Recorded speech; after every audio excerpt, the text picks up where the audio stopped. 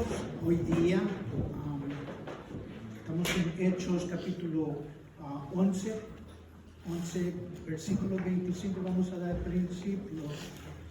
Yo estaba pensando en cuando yo leí este texto, dije, pues aquí Bernabé tuvo a Saulo. Vemos a Pablo que tenía a Silas. Vemos a Bernabé que él también tenía a alguien a quien podía contar para hacer la obra. Vemos que Dios siempre, Jesucristo mandó a sus discípulos por medio de dos, un par de dos. Yo le doy gracias a Dios porque Él me dio mi ayudante y me casé con ella. Le doy gracias a Dios porque Dios siempre. Pero vamos a ver algo muy interesante hoy día, de cuando aún yo me acuerdo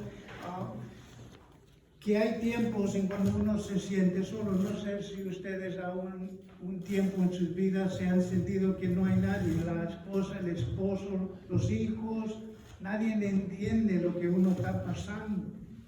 Pero yo sé por seguro que hemos pasado de esos tiempos.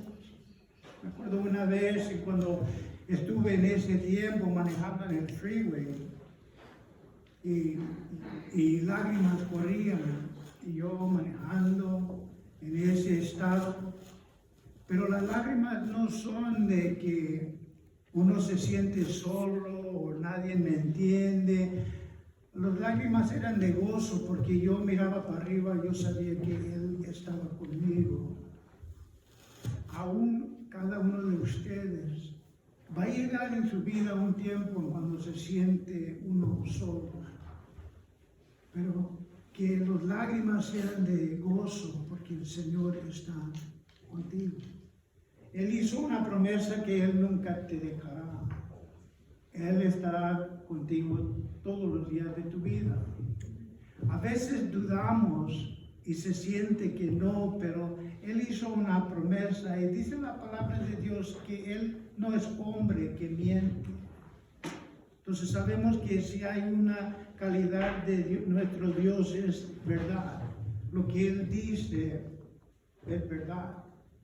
Y aún en eso vemos que Bernabé, él se encontró en un lugar donde había muchos que venían a Cristo y él necesitaba ayuda. Entonces damos principio en Hechos 11:25 y dice: después fue Bernabé a Tarso para buscar a Saulo y lo halló y lo trajo a Antioquía. Y se congregaron ahí todo un año con la iglesia y enseñaron a mucha gente, y los discípulos se llamaron cristianos por primera vez en Antioquía. El otro día también compartió el hermano Charlie con nosotros la diferencia de predicar y la diferencia de enseñar. Yo no me encuentro muchas veces predicando, más bien para enseñar. Y aquí vemos algo de Saulo y Bernabé que se quedaron un año en la iglesia y ellos estaban enseñando la iglesia. Ellos estaban enseñando la palabra de Dios a la iglesia. Entonces se quedaron para fortalecer la iglesia por un año. Ellos estaban instruyendo y se quedaron. No para predicar, y la prédica como nos enseñaron que la prédica es para el no converso, para que ellos vengan al conocimiento de la gracia y la misericordia que nosotros ya hemos recibido.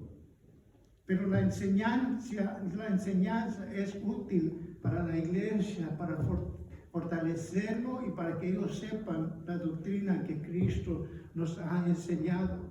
Dice también la palabra de Dios, se congregaron ahí todo un año en la iglesia enseñando a mucha gente. Y los discípulos se les llamó cristianos por la primera vez en Antioquía. Esto es lo que nosotros vimos la semana pasada. En cuando uno dice, o le dijeron a ese mártir en ese día, los historianos de la iglesia dicen que él decía, ya lo estaban persiguiendo, ya lo iban a matar. Y le dice, ¿de dónde eres? Y él dijo, yo soy cristiano. ¿Cómo te llamas? Y sobre todo, yo me puse a pensar y meditar en eso una vez más, sobre todo lo que vale en este mundo, es Cristo. No importa cómo me llamo, no importa mi posición, lo que importa es Cristo. Y ese mártir murió diciendo, yo soy cristiano. Y por la primera vez se llama la iglesia cristiano en Antioquía. Vemos eso. La semana pasada terminé con esto y dije, yo no soy católico, yo no soy protestante, yo no soy bautista, somos cristianos. Porque en el cielo no solamente hay una iglesia, no hay diferentes dominaciones, no hay diferentes departamentos. Cristo viene por su iglesia. Nosotros no somos protestantes, nosotros no somos católicos, nosotros somos cristianos, porque creemos en Cristo, en lo que Él hizo. Cristo dijo, yo soy el camino, la verdad y la vida, y nadie viene al Padre sino por mí. Entonces dice la iglesia, dice que fue llamado cristianos por la primera vez en este tiempo. 27 dice así, en aquellos días unos profetas descendieron de Jerusalén a Antioquía, y levantándose uno de ellos, llamado Agabo, daba a entender en el Espíritu que vendrá un gran hambre de toda la tierra habitada, la cual sucedió en el tiempo de Claudio. Entonces los discípulos, cada uno conforme a lo que tenía, y escuchen esto, dice el 29, dice esto, entonces los discípulos, cada uno conforme a lo que tenía. Y yo lo he dicho y me han oído decirlo muchas veces, yo no puedo dar lo que no tengo. Nosotros no podemos dar lo que nosotros no tenemos. Y aquí dice la palabra de Dios en el 29, entonces los discípulos, cada uno conforme a lo que tenía. A veces también nosotros tenemos que dar por medio de la fe. Nosotros damos por medio de fe, porque sabemos y conocemos a nuestro Dios. Dice, determinaron enviar socorro a los hermanos que habitaban en Judá. Entonces nosotros vemos que ellos daban lo que ellos tenían, los recursos que ellos tenían, daban. Y dice una palabra muy importante, determinaron enviar. Uno que se determina, uno dice, lo vamos a hacer y uno lo hace. Uno viene y dice, ¿sabes qué? Vamos a ayudar acá. Y han determinado en su corazón dar, pero si uno no está determinado a dar, no lo va a hacer. Pero uno impuesto a decir, ¿sabes qué? Vamos a ayudar, vamos a hacer esta obra. Así como lo hicimos con el pastor Raúl, nosotros propunimos en nuestro corazón ayudar a esa obra. Entonces vemos que aquí la iglesia determinó enviar socorro a los hermanos que habitaban en Judá. La capacidad, los recursos que nosotros tenemos, una vez más, lo repito, nosotros no podemos dar, Señor, yo no puedo dar lo que no tengo. ¿Se acuerdan cuando Pedro dijo, plata y oro no tengo, pero en el nombre de Jesús, levántate y anda? Él dio lo que él tenía, así como nosotros, la plata y oro no tengo. Cuando viene el vagabundo a nosotros y nos pide algo que no tenemos, plata y oro no tengo, pero en el nombre de Jesús, levántate y anda. Y algo muy importante en eso, cuando dijo eso Pedro, dijo, levántate, haz lo que Dios te manda hacer, levántate y anda. Dice el 30 así, los cuales en efecto hicieron enviando a los ancianos en Judá por mano de Bernabé y de Saulo. Entonces ellos están invirtiendo algo. Dijo alguien, nuestros tesoros o nuestros talentos, como ayer cuando vinieron varones para ayudar y usaron sus talentos para pintar y arreglar y para poner todo en orden. Nosotros estamos dando nuestros tesoros, nuestro tiempo, nuestros talentos al Señor. Y aquí ellos están invirtiendo, ellos están poniendo, ellos están teniendo fe que la obra se está haciendo y yo quiero ser parte de eso y lo somos. Estamos aquí, las luces están prendidas, nosotros somos bendecidos. ¿Por qué? Yo hablé con una ancianita y ella dice, yo ya no sirvo por nada. Yo ya estoy viejita. ¿Yo qué puedo hacer? Y yo con sinceridad le dije, ora por mí.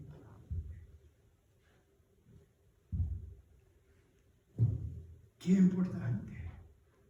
El tiempo que ella va a invertir para orar no solamente para mí, pero para la iglesia. ¿Cómo que se siente uno inútil?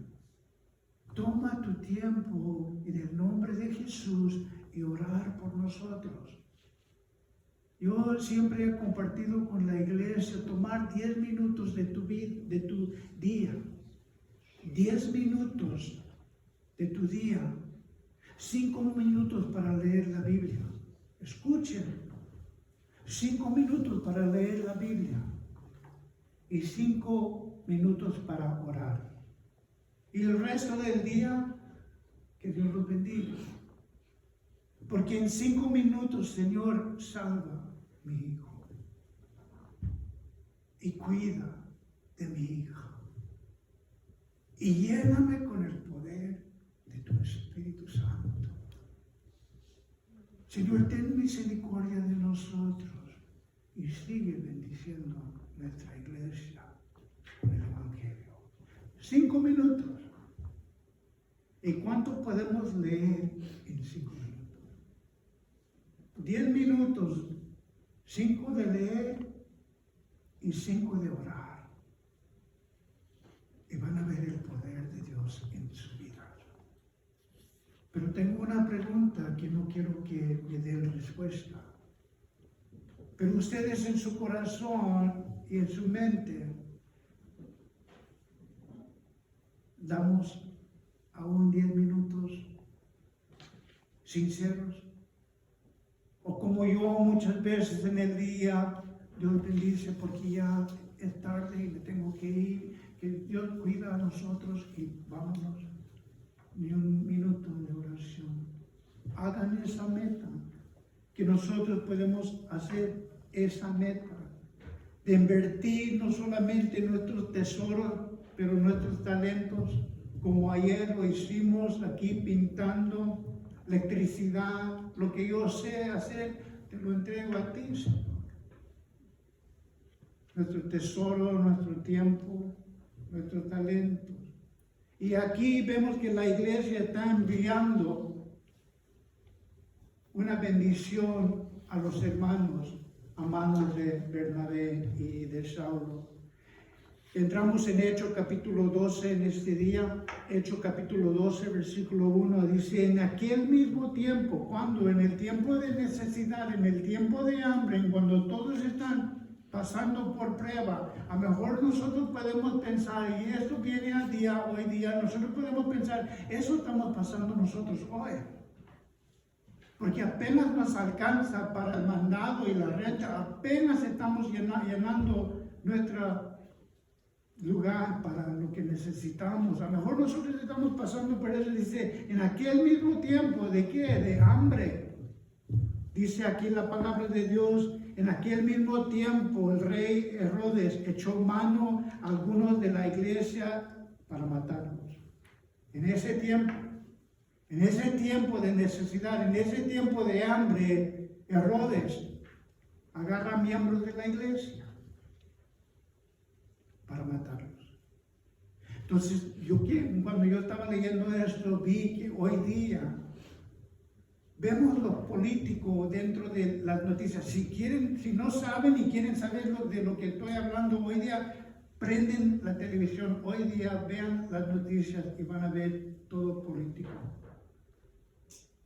Y hacen esto y ven esto y dicen, dejar a la gente ver esto para no fijarse en lo que estamos haciendo aquí. Y Herodes hizo lo mismo. Porque la tierra se estaba levantando y dice, no tenemos, ¿qué vas a hacer?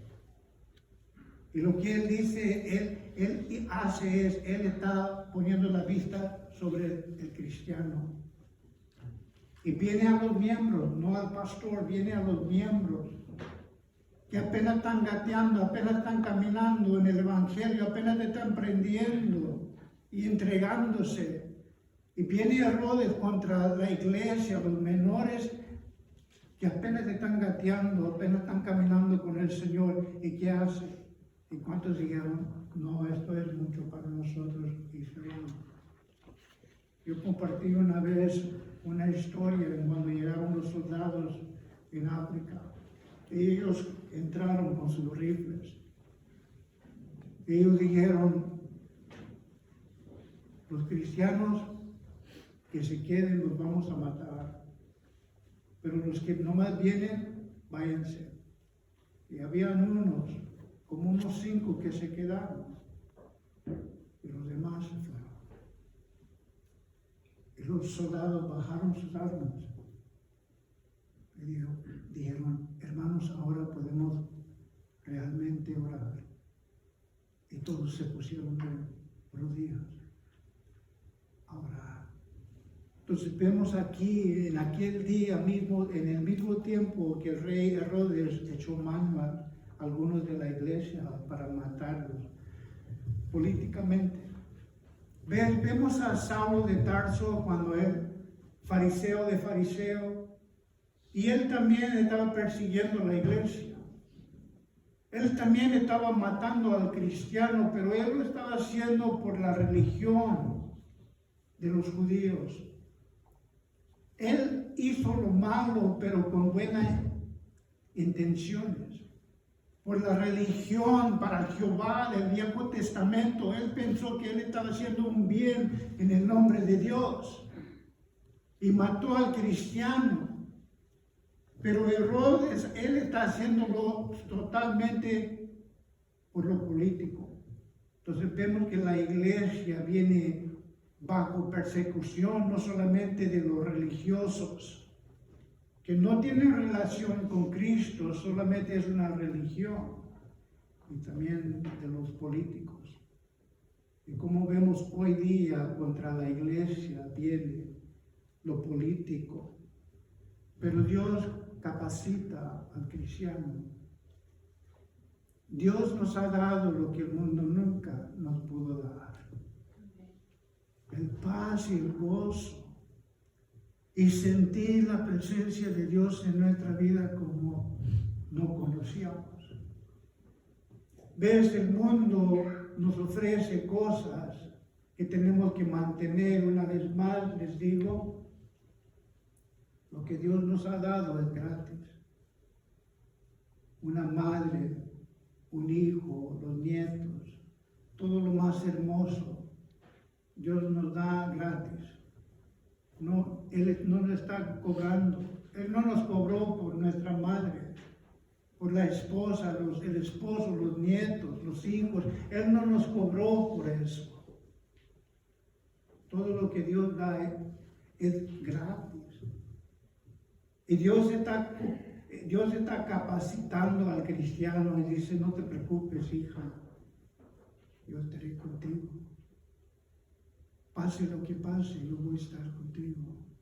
Yo nunca te dejaré, hijo. Yo estaré contigo hasta los fines del mundo. Pero aquí vemos en este tiempo de Herodes echa mano a algunos de la iglesia para matarlos.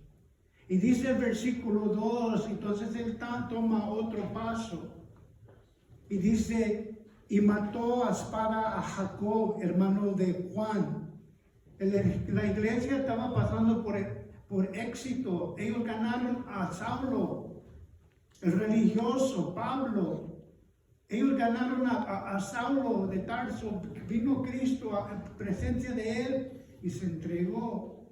También vemos a Cornelio, que nosotros leímos de Cornelio, él también se entrega con toda su casa.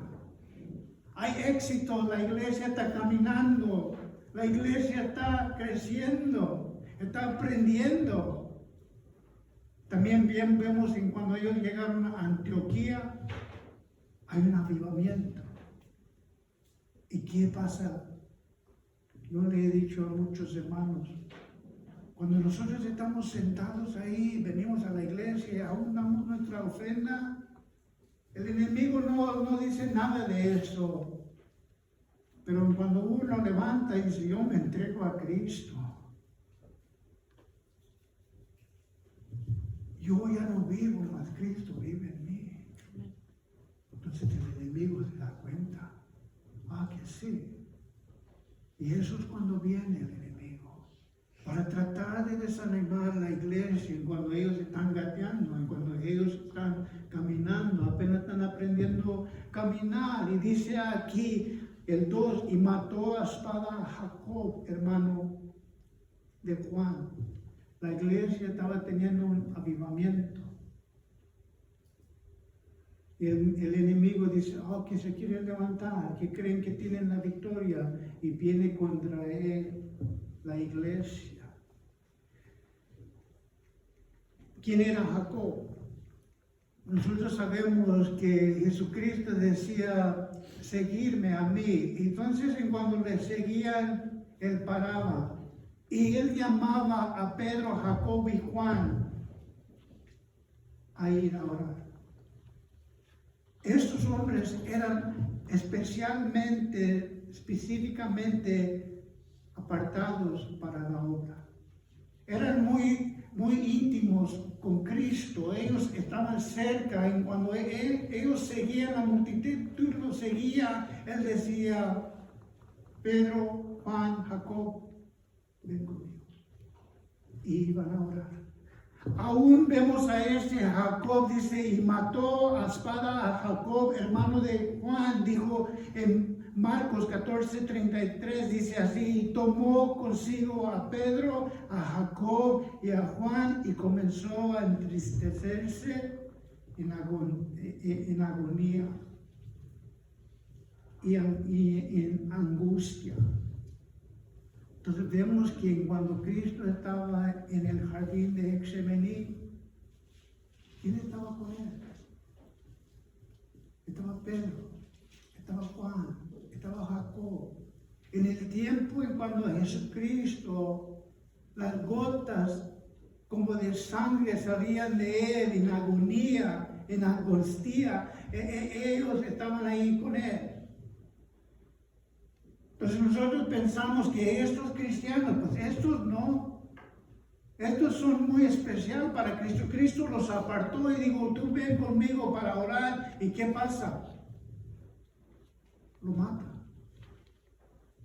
Por eso Herodes mata a Jacob. Porque cristianos nosotros no somos que no vamos a pasar por prueba. El oro es refinado por medio del fuego. Nosotros vamos a ser refinados. Una vez más les digo, así como Jesús le dijo a Pedro, ¿me amas? Y Pedro dijo, tú sabes, Señor, que yo te amo. Y le preguntó otra vez, Pedro, ¿me amas? Y Pedro dijo, Señor, tú sabes todas las cosas.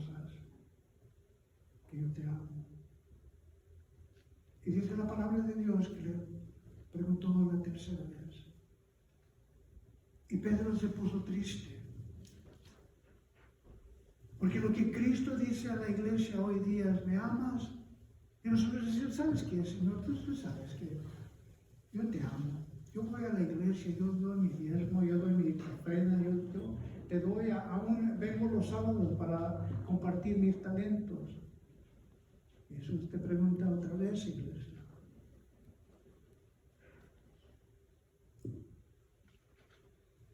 Pero realmente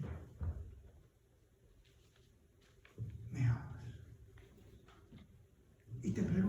tercera vez. Pase lo que pase, hijo. Pase lo que pasa, hija. Me amas. Y a veces en el corazón siente tristeza. Dice, Señor, tú sabes que yo te amo. Porque cuando yo me siento en esa condición de soledad, cuando yo me encuentro en ese lugar que nadie me entiende, entonces yo te amo. Dice, y mataron a Jacob con espada, hermano de Juan. Jesús advirtió en Mateo 10, 16. Mateo, si lo quieren apuntar, San Mateo 10, 16 dice así Jesús: he aquí que yo os envío como ovejas en medio de ¿qué? De lobos. Dice Jesús en su palabra: he aquí que yo os envío como ovejas en medio de lobos. Dios nos está diciendo, dime la verdad, dime lo que va a pasar. Y nosotros con entendimiento hacemos una decisión. Como dijo alguien, no es una cama de rosas. Jesucristo dice, cuidado porque las rosas tienen espinas. Él nos dice la verdad. En este mundo vas a tener persecución y tribulación, pero Él dice, yo no les estoy haciendo el cuadro bonito, yo les estoy diciendo la verdad. Está difícil. Dice aquí la palabra de Dios, he aquí que yo os envío como a ovejas en medio de lobos. Sed pues prudentes como ¿qué? Serpientes. Y sencillos como palomas. Esto quiero tocar este versículo rápidamente. Cuando la Biblia habla de serpiente, ¿quién está hablando? ¿A quién hace referencia la Biblia de un serpiente? Vemos en el jardín de Adán y Eva, vemos una referencia a un serpiente. Vemos en el libro de Apocalipsis una referencia al serpiente. Dice aquí la palabra de Dios, ser prudente como serpiente. ¿Qué quiere decir con eso? Conocer a tu enemigo, el diablo. Él es muy prudente. Conocer su táctica, conocer su manera de ser, conocer cómo Él es y mete el chisme. Ser prudente como un serpiente, saber el enemigo y saber de dónde viene eso. Y nosotros somos prudentes porque sabemos a nuestro enemigo. El mejor ventaja que tenemos como nación es conocer a quién, al enemigo. Entonces aquí la palabra de Dios está diciendo, pues, ser prudentes como el serpiente, conocer al enemigo, decir, eso lo que viene de eso es del enemigo, y saber y ser prudente, así como el enemigo, conocer al enemigo. Como les digo, esta nación, los más que saben de nuestros enemigos, mejor para nosotros. Así la iglesia, Dios está diciendo, he aquí que os envío como ovejas en medio de lobos, sed prudentes como serpiente, pero sencillos como paloma, inocentes, dice otra versión, inocentes, otra versión dice humildes como una paloma. Entonces, que nosotros sepamos del enemigo, la táctica, la tragedia del enemigo, pero que nosotros seamos humildes como una paloma, dice la palabra de Dios. He aquí que os envío como ovejas en medio de lobos. Mateo 10, 22 dice así, y seráis, una promesa, palabra de Dios, palabra de Cristo, para su iglesia. Y nosotros agarramos versículos y lo ponemos en un vaso, lo ponemos en un cuadro, porque está bonita la promesa de Dios. Aquí Él está diciendo algo a la iglesia. Pero esto no lo vas a encontrar en un cuadro, no lo vas a encontrar en un vaso. Mira, ahí te va un versículo. Pero esto es lo que dice la palabra de Dios. Y serás aborrecido de todos por causa de mi nombre. No sé cuántos de ustedes han encontrado un vasito que dice así, se lo regalan al tiempo de Navidad. Y dice, hay un versículo aquí. Y serás aborrecido de todos por causa de mi nombre. Mas Él os preservará hasta el fin, este será salvo. Él nos está diciendo, así como con Jacob, nosotros vamos a pasar por tiempos difíciles. Pero no te preocupes, Pedro. No te preocupes, hermano, no te preocupes, hermana, que yo estaré contigo hasta el fin del mundo. Vemos la protección divina de Dios y lo vamos a ver en Pedro. Vemos la protección divina, pero a veces, ¿qué pasó con Jacob? ¿Dónde estaba la protección divina para Jacob? Si Herodes lo mató. Vemos tres cosas. Primeramente, que la promesa, la protección divina, a veces hay situaciones dentro de nuestra vida cuando nosotros sabemos, pero nosotros tenemos que llegar a una conclusión, que Dios sabe lo que Él está haciendo. Y Él sabe lo que necesitamos para ser soldados de Cristo. Y Él está preparando un ejército. Y cuando nosotros vamos al ejército, no es fácil. Es difícil porque ellos quieren hacer un soldado y Cristo está haciendo un hombre y una mujer de Dios en ti. Y Él está capacitando y Él está entrenando y Él está enseñando y dice, hijo, pero te digo una cosa, hija, te digo una cosa, no va a ser fácil. A veces va a ser difícil, pero yo estaré contigo. La protección divina. También vemos una cosa de la promesa de Cristo. Y Él instruye a la iglesia y dice, salid y predicar el evangelio a toda criatura, a toda nación. Ustedes vayan y prediquen la salvación, la gracia, la misericordia de Dios y el amor que yo tengo para ti. Compártalo. Y Él instruyó a los apóstoles, a los discípulos, y Él dice, vayan por todo el mundo y prediquen el evangelio de Cristo. Pero en el libro de Hechos, hasta este tiempo, vemos que la iglesia, los apóstoles, ¿dónde estaban? ¿Dónde estaban? En Jerusalén.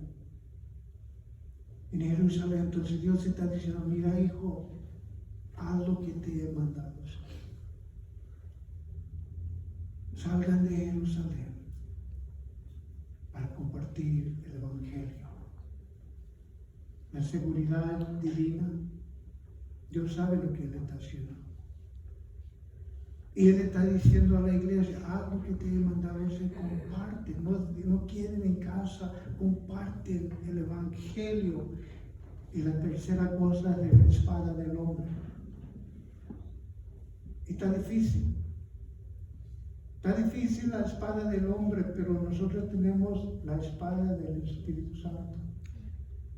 Y nosotros podemos seguir adelante porque Cristo está con nosotros en su espíritu. Y compartí con un hermano ayer. El mismo espíritu que resucitó a Cristo de los muertos, dice la palabra de Dios, mora en ti. El mismo espíritu que levantó a Cristo de los muertos, mora en ti. El poder está presente en nosotros para hacer la obra que Él nos ha llamado a hacer. El versículo 3 del capítulo 12 dice así: y viendo que esto había agradado a los judíos, prosiguió a aprender también a Pedro. Eran entonces los días de los panes sin levadura.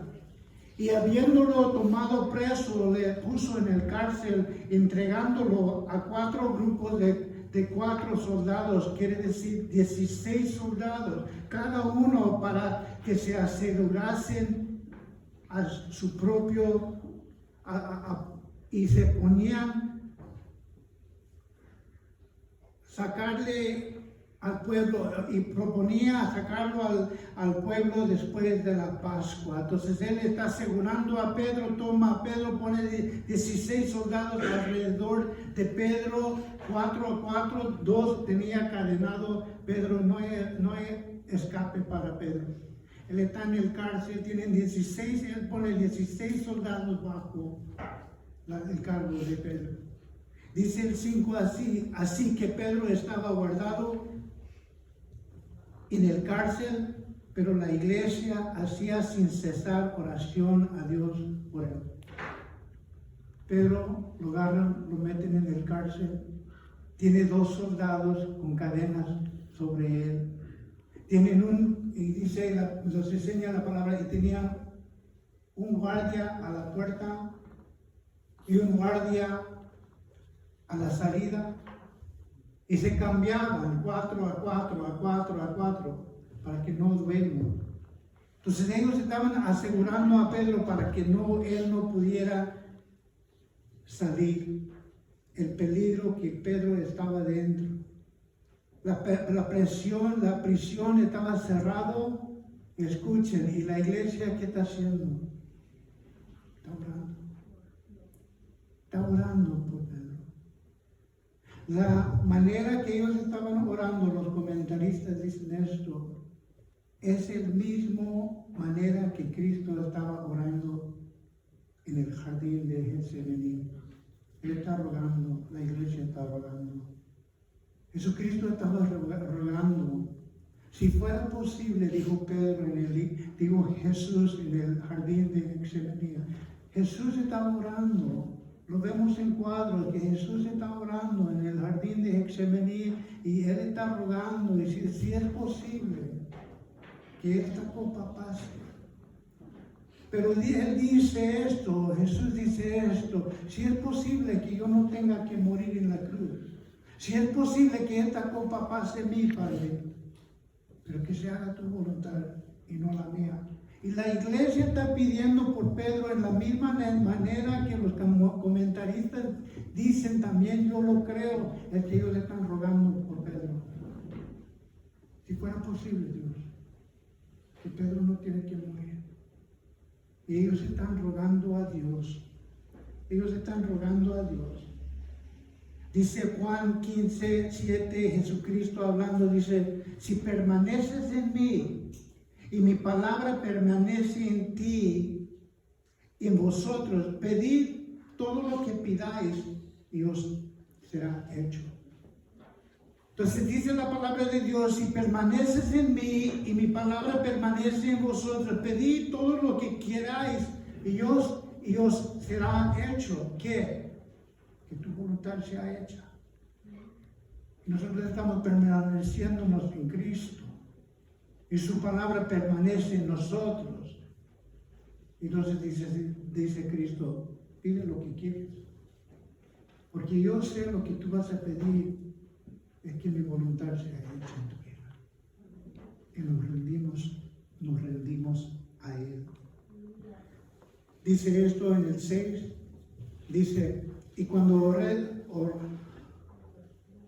Oredes le iba a sacar aquella misma noche, estaba Pedro dormido entre los 2 soldados, así, sujeto con 2 cadenas, y los guardias delante de la puerta asegurando la cárcel. Pedro aquí dice que él está dormido. Él está descansando. Y quiero que nosotros como iglesia, ya para terminar, vemos a Pedro que él está dormido. Lo van a matar. Pero él tiene paz en su corazón. Él está en ese lugar donde Él está diciendo, tú haz lo que quieres en mi vida, Señor. Yo a veces en mi vida yo he encontrado en un lugar y digo, Señor, tú haz lo que quieres en mi vida. Porque hasta aquí glorioso ha sido mi relación contigo. Y cada uno de ustedes dicen, hasta aquí, Señor, tú nos has guardado. Tú nos has cuidado. Has cuidado de nuestros hijos, de nuestros nietos. Has cuidado de nosotros y hasta aquí, Señor, ha sido glorioso el caminar contigo. Para algunos mucho tiempo, para algunos corto el camino con Cristo. Pero uno dice, ¿sabes qué, Señor? Hasta aquí. Yo no he caminado contigo mucho tiempo, pero el tiempo que te conozco es glorioso, porque se siente tu presencia en mi vida. Y tú prometiste que tú vas a estar conmigo. Creer en Cristo. Creer en lo que Él ha hecho por